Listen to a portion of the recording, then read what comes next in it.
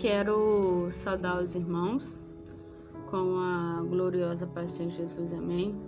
Irmãos, hoje eu vou estar começando uma sequência de vídeo falando sobre o livro Procura-se Verdadeiros Adoradores. Irmãos, o vídeo pode ficar um pouquinho grande, longo, perdão. Espero que os irmãos gostem e se inscrevam no meu canal, ativa o sininho de notificação para os irmãos ficar dentro dos vídeos que eu vier a postar em relação ao livro. Hoje a gente vai estar falando sobre a adoração não é válida pelo lugar. O primeiro capítulo do livro. A adoração pública não nos isenta da adoração secreta. Os homens só começam a crescer quando começam a adorar.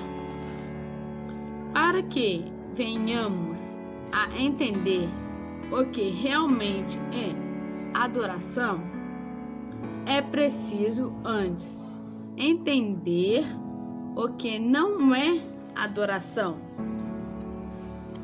Esta é a maneira mais simples e objetiva para definir algo, principalmente se tratando de adoração, e iremos usá-la. Aposto que Jesus, o maior de todos os ensinadores, usava com frequência este método em seus ensinos. Até porque qualquer tentativa de uma definição verbal será falha. Repare que no discurso com a mulher samaritana, junto ao poço de Jacó, na cidade de Samaria, é assim que Jesus a ensina sobre adoração. Ele mostra primeiro o que não é, para depois enfatizar o que realmente é. E a primeira coisa que o mestre diz sobre a adoração é que ela nada tem a ver com o lugar. Até porque o nome de Jesus, o qual é adorado, é Emanuel, que quer dizer Deus conosco. Por isso, Paulo, divinamente inspirado, escreveu: assim, prostrando-se com a face em terra, adorar a Deus, testemunhando que Deus está de fato no meio de nós.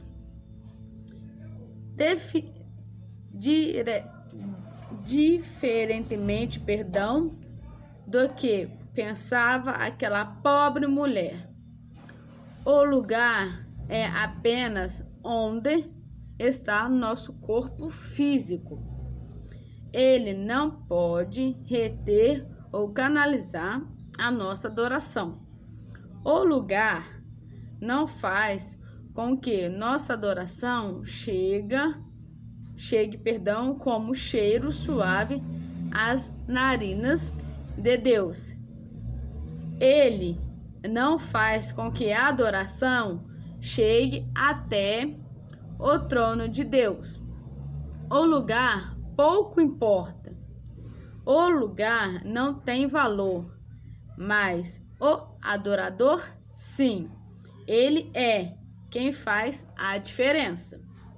Todo lugar é apropriado quando o adorador está com o seu coração quebrantado diante do Senhor. Todo lugar é propício para se adorar ao Criador dos céus e da terra. A igreja é um lugar onde adoramos ao Senhor de uma maneira coletiva, conjunta. Mas nossa adoração não pode e nem deve ficar retida ou restrita apenas dentro das paredes da congregação. Primeiro, a adoração tem que estar atrelada ao nosso espírito.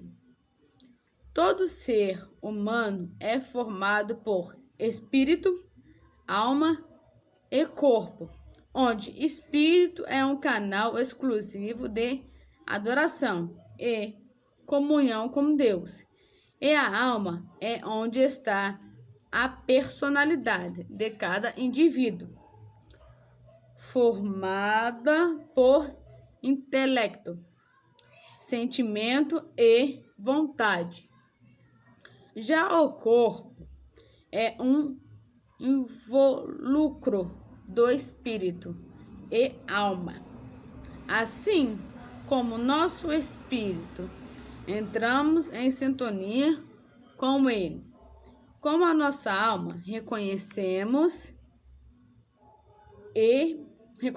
a quem, estamos adorando. O corpo, expressamos a adoração. Se a adoração fosse válida pelo lugar, poderíamos afirmar, sem sombra de dúvidas, que todos os adoradores que estão dentro da igreja, isto é, na casa do Senhor, são verdadeiros adoradores. Porém, infelizmente, não é bem assim, pois que muitos que se sentam no banco da igreja é que apresentam ser adoradores. Na grande maioria das vezes não são. Quantas refeições suculentas têm sido planejadas na hora solene do culto? Quantos negócios têm sido planejados, rascunhados e contratos fechados nas mentes daqueles que lotam o banco da casa de Deus? Quantas fofocas têm sido colocadas em dia dentro da igreja? Muitos estão com o corpo físico lá, mas suas mentes estão tão distantes de quando Plutão está do planeta Terra. O templo pode ser bonito, pomposo, suntuoso, mas isso não garante que todos os presentes estejam adorando a Deus em espírito e em verdade, porque o lugar não é o responsável pela adoração. A saber, existem muitos lugares vistos como casa de Deus, é que, na verdade, não são, pois a adoração não é destinada a ele. Pode até parecer, mas não é. Por isso, o Senhor está à procura de verdadeiros adoradores. Se ele está à procura, é porque eles existem. Uma vez que ninguém procura por algo que não existe. Se ele procura, é pelo fato de não ser tão fácil de achar. Porque ninguém procura algo ou alguém que está diante dos seus olhos. Deus vasculha a terra à procura de verdadeiros adoradores. Ele vasculha em meio a uma multidão de falsos buscando encontrar os verdadeiros. E, infelizmente, os verdadeiros são maioria. Acredito que era naquele os falsos adoradores em que o saudoso pastor David estava pensando quando verbalizou: Que tipo de ministério covarde temos em nossas igrejas de hoje? Que tolera e até aplaude um tipo de música que faz os anjos se envergonharem. A música mundana que hoje penetrou na casa de Deus causa repulsa no céu. Como podem pessoas que invocam o santo nome de Cristo apoiar coisa do altar pessoal de Satanás e trazê-las à presença de Deus, lançando-as no seu altar? Quem são esses roqueiros e invocadores dentro da casa de Deus? São profanadores do santo altar do Senhor. Tocar a trombeta em Sião. Segundo o IBGE, Instituto Brasileiro de Geografia e Estatística, hoje no Brasil existe 47.995.583 igrejas evangélicas. Se a adoração fosse válida pelo lugar, este país não seria conhecido como país do futebol, mas sim como o da adoração. Jesus não declarou à mulher samaritana que estava à procura de verdadeiros lugares para adoração, mas sim de verdadeiros adoradores. A adoração não é nem poderia ser válida pelo lugar. Imagine se existissem lugares específicos para adoração. Todos os adoradores teriam que se locomover para adorar neste lugar. No entanto, o Senhor verbalizou que onde estivesse 2 ou 3 reunidos em seu nome,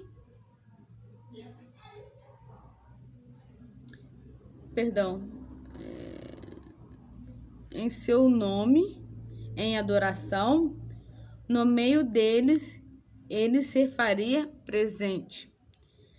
Desta forma, onde quer que estejamos, quando adoramos, o Senhor se faz presente. Ele vem ao nosso encontro. Ele manifesta a sua glória. Jesus não ordenou aos discípulos que saíssem pelo mundo para trazer todos a adorar em um lugar pré-definido. Mas, ao contrário, ele diz: ide por todo o mundo e pregai o evangelho a toda criatura. Ele ensinava aos discípulos a pregar a sua palavra, para que assim nascessem novos verdadeiros adoradores em toda parte do mundo. O Senhor não está procurando onde nos estamos adorando, mas sim como nós, os seus adoradores. Jesus ensina aos discípulos a orar. Dizem que o Pai que vem secretamente o recompensará. A oração, ao contrário do que alguns pensam, também é um ato de profunda adoração, seja no secreto do seu quarto, seja no púlpito do templo, seja no meio da multidão. Os olhos do Pai estão fitos sobre nós, contemplando os verdadeiros adoradores e recebendo deles a sua adoração. Se a adoração estivesse arraigada em um ou mais lugares específicos, não poderíamos nunca dizer que Deus é onipresente, uma vez que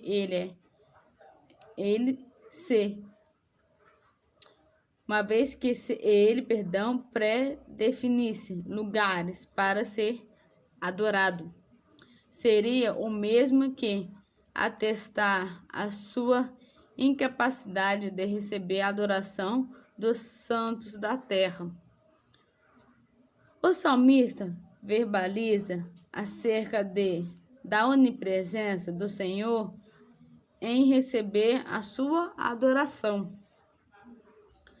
Se subir ao céu, tu aí estás.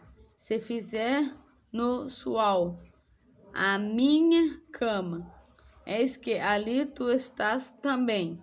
Se tornar as asas da alfa, se habitar nos extremidades do mar, até ali a tua mão me guiará, a tua destra me sustentará. Salmos 139, de 8 e 9,